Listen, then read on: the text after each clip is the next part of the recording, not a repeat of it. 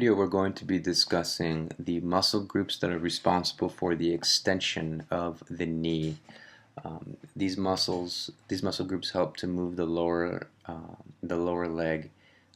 They elevate it, they extend it, they increase the angle of movement in your lower extremity. The muscle group name is the Quadraceps Femoris group. You may have been used to it being called the quadriceps. Well, the quadriceps muscle is actually a collection of 4 muscles.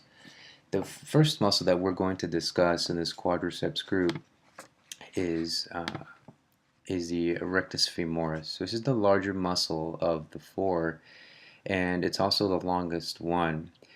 We're going to get a closer look here at its point of origin. Its point of origin, the rectus femoris, is at the spine of the pelvis, of the ilium. So unlike the other muscles whose point of origin is at the femur, this muscle's origin is at the spine, and it inserts all the way down into the patellar tendon and into finally the tibial tuberosity.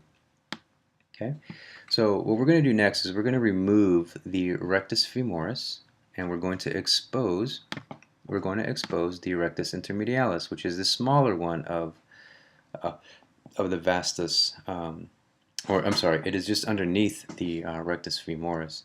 So one thing I want to highlight with these next 3 muscles, the vastus intermedius, the vastus medialis, and the vastus lateralis, you'll notice, and we're going to zoom in here,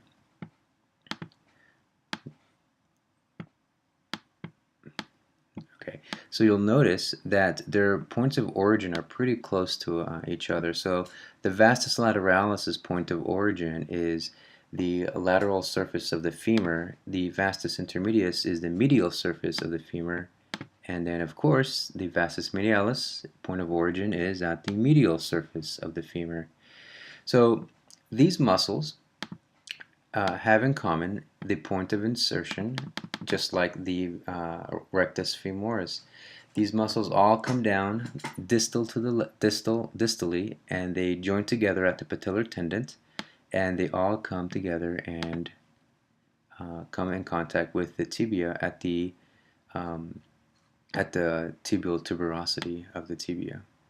Okay, so that's basically how the femur is connected to the tibia, and how these quadricep group muscles are able to manipulate the lower leg. So the final muscle that we're going to discuss, it's the tensor fascia. Let me go ahead and show this muscle because I hit it so it wasn't in the way. So you'll notice here that the tensor fascia's point of origin, let me see if I can give us a better view of this.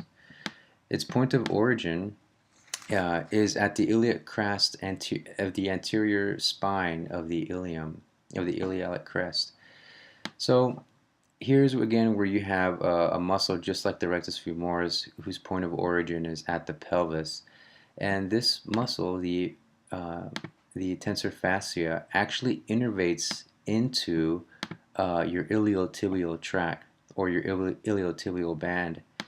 And this band runs just lateral of the quadriceps group, and it runs all the way down until it comes in contact with the lateral condyle of the tibia.